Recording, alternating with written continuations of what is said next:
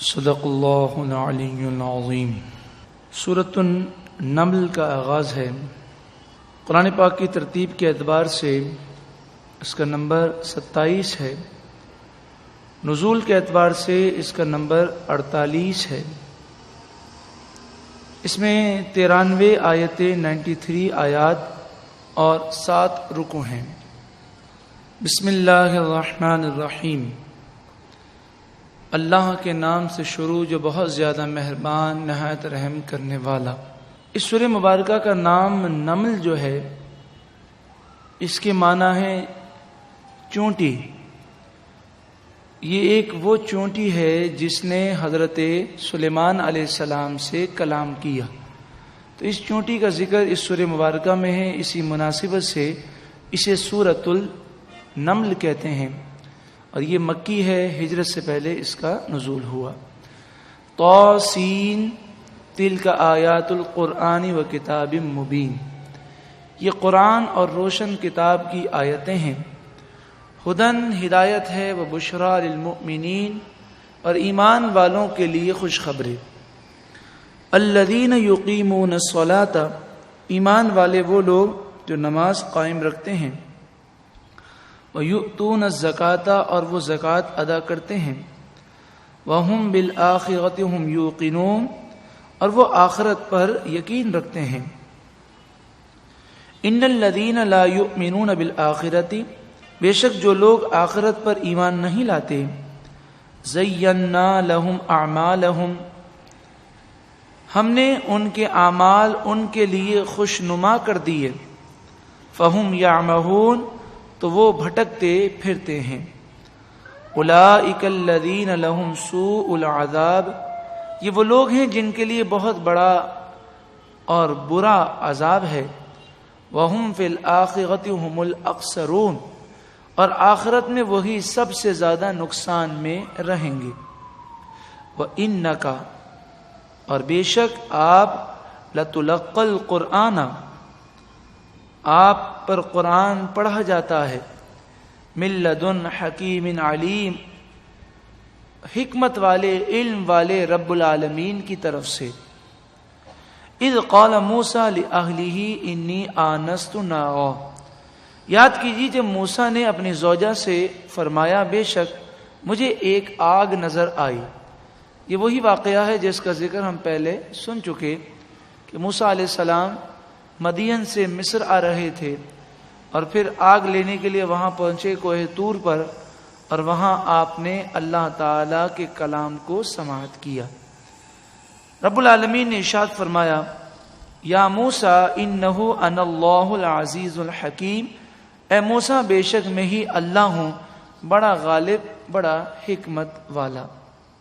حضرت موسیٰ علیہ نبینا علیہ الصلوۃ والسلام کو اللہ تعالی نے جو نشانیاں عطا فرمائی اس کا ذکر کیا گیا، اور پھر فرمایا گیا فلما جاءتهم آیاتنا مبصرۃ قالوا ھذا سحر مبین، پھر جب ان کے پاس آنکھیں کھولتی ہوئی ہماری نشانیاں آ گئیں تو کافر بولے یہ تو کھلا جادو ہے۔ وجاحدوا، انہوں نے انکار کیا، بہا، ان نشانیوں کا،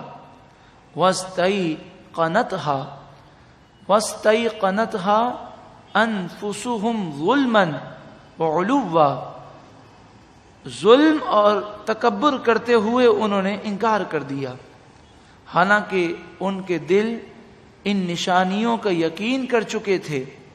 فانظر کیف کان عاقبۃ المفسدین، اے محبوب آپ دیکھیے فساد کرنے والوں کا کیسا عبرتناک انجام ہوا۔ اس ایک رکوع میں حضرت موسیٰ علیہ الصلوۃ والسلام کا واقعہ پھر ریپیٹ کیا گیا۔ اس واقعے میں ایک درس یہ بھی ہے کہ موسیٰ علیہ السلام فرعون اور فرعونیوں کے پاس جو نشانیاں لے کر گئے تھے، وہ لوگ سمجھتے تھے کہ یہ سب صحیح ہے۔ صحیح سمجھنے کے باوجود انہوں نے اپنی دنیا کے مفاد کی خاطر ایمان لانے سے انکار کر دیا۔ آج مجھے بتائیے کون سا ایسا مسلمان ہے کہ جو وہ زندگی گزار رہا ہے وہ اس زندگی سے مطمئن ہے. ہر ایک کا ضمیر ملامت کرتا ہے کہ ہم غلط کر رہے ہیں. مرنے کے بعد اللہ کی بارگاہ میں جواب دینا ہے. جیسی کرنی ویسی بھرنی ہے. ساری زندگی ہمیشہ ہمیشہ یہاں نہیں رہنا. ایک نہ ایک دن موت آئے گی. قبر میں جانا ہے. قبر کا عذاب ہے. قیامت کی شرمندگی ہے. جہنم کا عذاب ہے. یہ ساری باتیں معلوم سب کو ہیں. کبھی کبھی ضمیر بھی ملامت کرتا ہے کہ یہ بھی کوئی زندگی ہے. لیکن دنیا کی خاطر بندہ اپنی زندگی میں انقلاب نہیں لاتا. اس دنیا کی خاطر وہ اپنی روش کو چینج نہیں کرتا.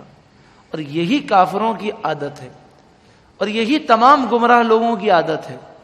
ہر کافر، منافق، یہودی، عیسائی، ہندو ہو یا مسلمان ہو، اگر کوئی کفر کے راستے پر چل رہا ہے اور کوئی گناہوں کے راستے پر چل رہا ہے، اس راستے سے وہ ہٹتا کیوں نہیں ہے؟ اس کی سب سے بڑی وجہ دنیا کی محبت ہے. قربان جائیے آقا دو جہاں صلی اللہ علیہ وآلہ وسلم پر. آپ کے کلام میں اللہ نے وہ وسعتیں دی کہ ایک جملہ ہوتا پورا سمندر سے بھی زیادہ اس میں کلام موجود ہوتا. آپ جامع الکلام ہیں، مختصر گفتگو لیکن جامع گفتگو فرماتے ہیں. آپ نے ایک ہی جملے میں تمام بیماریوں کا سبب بیان کر دیا. آپ نے فرمایا تمام گناہوں کی جڑ دنیا کی محبت ہے. تمام گناہوں کی جڑ دنیا کی محبت ہے. اللہ تعالیٰ اس دنیا کی محبت سے ہماری جان چھڑا دے. وَلَقَدْ آتَيْنَا دَاوُودَ وَسُلَيْمَانَ عِلْمًا، بے شک ہم نے داود اور سلیمان علیہم السلام کو عظیم علم عطا فرمایا. وقال الحمد للہ الذی فضلنا علی کثیر من عباده المؤمنین، ان دونوں نے کہا سب تعریفیں اللہ کے لیے ہیں جس نے ہمیں فضیلت دی، اپنے بہت سے ایمان والے بندوں پر ہمیں افضل بنایا. وورث سلیمان داود، سلیمان علیہ السلام کو حضرت داؤد کا وارث بنایا، وہ وارث ہو گئے. وقال، آپ نے فرمایا حضرت سلیمان علیہ السلام نے، یا ایھا الناس، اے لوگوں، علمنا منطق الطیر، ہمیں پرندوں کی بولیاں سکھائی گئیں. وَأُوتِینَا مِن كُلِّ شَيْءٍ، اور ہمیں ہر چیز میں سے عطا ہوا. ان ھذا لہو الفضل المبین، بے شک یہی اللہ کا کھلا فضل ہے. وحشر لسلیمان جنودہ من الجن والانس والطیر فہم یوزعون، سلیمان علیہ السلام کے لیے جنات، انسان اور پرندوں کو جمع کیا گیا. حتی اذا اتوا علی واد النمل، آپ لاکھوں انسانوں، جنات اور پرندوں کو لے کر ہوا میں اڑ رہے ہیں، یہاں تک کہ ہوا پر اڑتے ہوئے واد النمل، وادی مانے واد مانے وادی، اور نمل سے مراد چونٹیاں، چونٹیوں کی وادی پر آپ پہنچے. اور اب آپ نیچے اترنے لگے اور کئی میل دور تھے. قالت نملتن، تو ایک چونٹی بولی، وہ چونٹیوں کی ملکہ تھی. اس سے آپ نبی کی قدرت کا اندازہ لگائیں کہ چونٹی اگر ہمارے کان میں بھی گھس جائے تو اس کا کلام ہم نہیں سن سکتے. تو میلوں دور نہ صرف چونٹی کو دیکھ لیا حضرت سلیمان علیہ السلام نے، بلکہ اس کے کلام کو سنا بھی اور سمجھا بھی.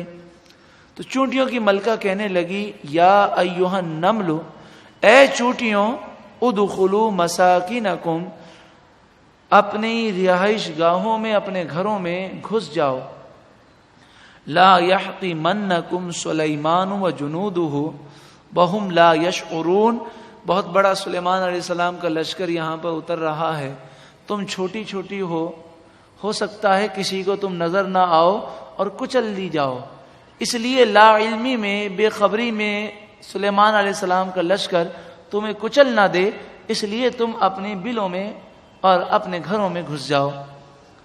سلیمان علیہ السلام نے اس کلام کو سنا، فتبسم ضاحکا من قولها، آپ چونٹی کی باتیں سن کر مسکرانے لگے، وقال، اور عرض کی، ربی اوزعنی ان اشکر نعمتک التی انعمت علی وعلی والدی، عرض کی اے میرے رب اپنی توفیق سے مجھے اس بات پر قائم رکھ کہ میں تیری نعمت کا شکر ادا کرتا رہوں جو نعمت تو نے مجھ پر کی اور میرے ماں باپ پر کی، وان اعمل صالحا ترضاہ، سبحان اللہ، کیا بات ہے۔ آپ نے کہا، عرض کی مالک و مولا مجھے ایسے اچھے عمل کی توفیق عطا فرما جس سے تو راضی ہو جائے، وَأَدْخِلْنِي بِرَحْمَتِكَ فِي عِبَادِكَ الصَّالِحِينَ، اور اپنی رحمت سے مجھے اپنے مقرب ترین نیک بندوں میں شامل فرما۔